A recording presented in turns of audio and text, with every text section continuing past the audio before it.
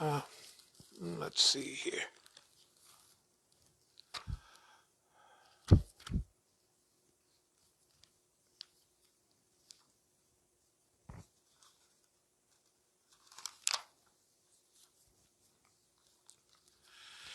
In the name of Allah, most gracious, most merciful. Or do you think that you shall enter the gardens of bliss without such trials as came to those who passed away before you? They encountered suffering, adversity, and were so shaken in spirit that even the messenger and those of faith who were with him cried, "When will come the help of Allah?" Verily, the help of Allah is near. In many periods in history, peoples believing and non-believers, especially the believers, this cry, Mata Nasrullah, when will Allah's help come? If we were to look at Palestine, Yemen, and they're not even, it is unbelievable that they're not moaning and groaning. No, they're talking, oh no, we're going to take care of this, we're going to do this. I said, man, it's remarkable. But there were historical periods when the believers cried out, Mata Nasrullah. And then Allah inna Nasrullahul Kareeb. Allah's help is always near. In fact, Allah is present. Allah is not unaware of what you're dealing with. But there's a word up here talking about adversity. They encountered suffering and adversity and were so shaken in spirit that even the messenger and those of faith who were with him cried, "When will come the help of Allah?" So adversity builds character. There's many footnotes and many statements, many ayats on adversity. And this word is used in the hadith. When Allah loves someone, he puts them in adversity. Because adversity polishes you up. It shines you up. It gets rid of all the dirt. I mean, it's like a real polish for the human being. It strengthens them. It elevates their courage. It almost makes them unaware of the circumstances that are really facing them because they deal with those challenges so well. It is though, now especially after they do it a long time, they get on their job and they be really, they almost be on automatic pilot, it seems like. If you look at the Palestinians, they look like they're on automatic pilot. They're suffering, and these Zionists are just unbelievable. On every level, no sewer treatment, the water is going right in there where they're going to get their water from, and they're just all the most unbelievable things that can be done to a people, they're doing it to them, and they're doing it publicly too. It's not a private matter. All those Uncle Tom Muslims and Arabs that are making friendship with the Zionists, they know what's happening. The Saudis, who are killing people and invading people and murdering people, they know what's going on. They understand. But the people are behaving very well. Around the Muslim world, there are some of the Muslims that are really acting out the prophetic period. what they're dealing with now,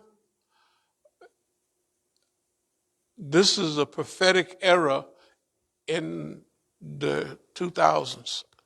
What I mean is that era has passed. But the era of people practicing those who lead the way, As-Sabiqun, those who go out first, those who initiate the challenge. In fact, we talked about As-Sabiqun the other day. They get out and get the job done, and they do the job half the time before even anybody even know what they like the masked man or somebody. They come in, do the job, and then they gone. You know, they don't wait around for congratulations and everything. They go on to the next thing. Actually, that's what we're doing. I'm going to talk a little bit about that because the type of life we've been living as a movement is very unique in these modern times. There's one more ayat that we deal with all the time.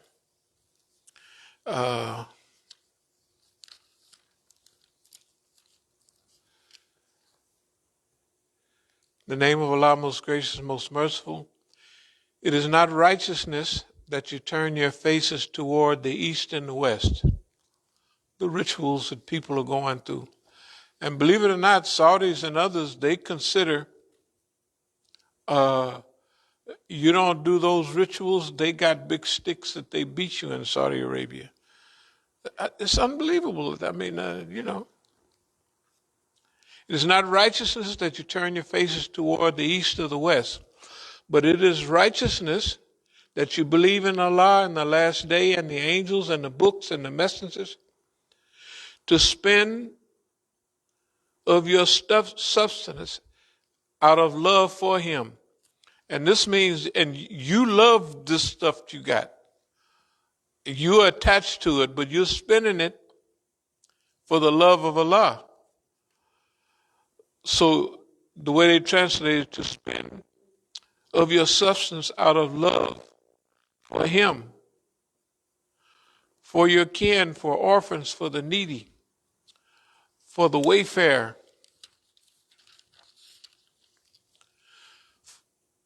for those who ask, and for the ransom of slaves, to be steadfast in prayer and give zakat, to fulfill contracts which you have made, and to be firm and patient in pain and suffering and adversity. That's why. And throughout all periods of panic, such are the people of truth, the God-fearing. And this last part about being to fulfill your contracts, that means even if you didn't made a contract and you think that wasn't so good, you got to fulfill it anyway. Or renegotiate it if the person agrees. But once you done shook hands, that's it. And be firm and patient in pain and suffering and adversity, and throughout all periods of panic. Such are the people of God-fearing. So adversity helps us. Adversity is very good for us. Everything,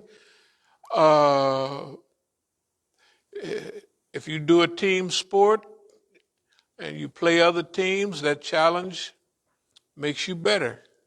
The longer you play, generally the better you get. And so challenges, and I'll get to it in a minute because we have to be frank. The challenges that we face right now, that we have faced for decades and decades, but we had a date. It was when they had stole an accordion folder and such and such. That was 1986. So we wrote in that might be here. That was a big gift. That was big. Okay, it's 35 years ago. Yes, it's 35 years ago.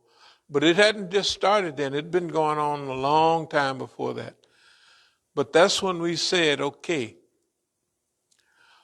we done already tried to do this, that, and other. Now we're going to really try to hit the evolution button with Allah's help. So adversity is good for growth, for self-empowerment. So you can practice positivity, but you can reframe the things that you are dealing with into a positive adversity.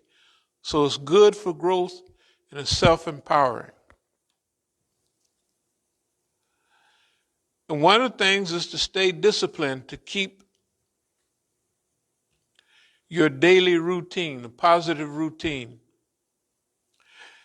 And that positive routine is nice because when you get out of your regular routine for a few days, if you've been doing it for decades, you can't be out of it for more than 2-3 days. But when you do it for about 3 days, you feel it. You got to get back. I call it positive addiction. It's positive addiction. You have to do it. I mean, you just do it. It's not like some people to go run, they got to, oh, you got to go do it today. And oh, you got to.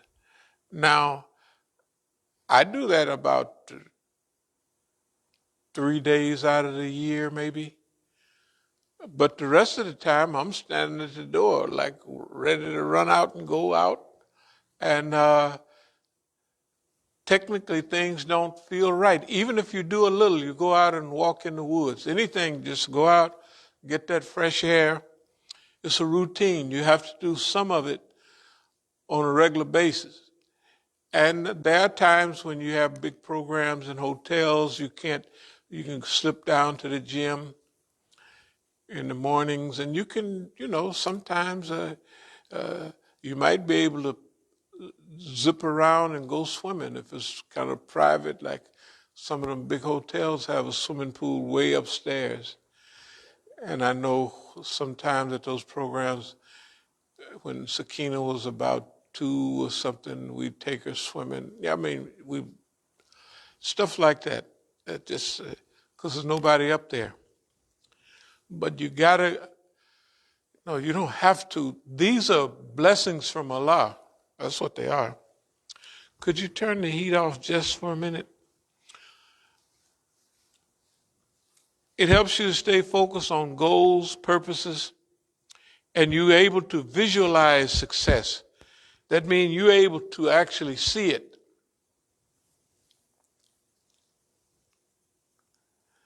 And then you also, this is called find the lesson. But life happens for you, not to you. Let me say that again. This adversity, this is happening for you, not to you. Of course it's happening to you, but what I mean is, in real life, this is for you. This helps you. And you get to doing it so long that you're unconscious of it. Well, you're conscious of it. That this is what I'm doing, and I do this, da da da da. But it prepares you. So having a routine, a regular routine that you do on a semi-regular basis. If you run every day, if you run 4 days a week, which they say is right on the money, but you have to run at least 3 days a week to be a technical runner. This is what white folks say. I knew one guy, he ran a marathon a week, and that's all he ran. But he ran that marathon. Should have taken him 2 days to rest up from that. But he built up to that. But after he built up to it, he wouldn't run no more than twice a week maximum. But he ran that marathon every weekend.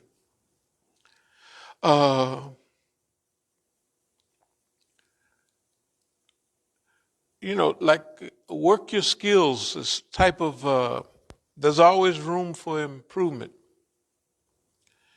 and also be prepared for the future. Help prepare a positive, healthy, balanced future. As the white man say, get inspired, stay inspired. Positive reading, Quran, Hadith, positive expectations. And if you get a crew, if you do this with a crew, it's even better. Because even if you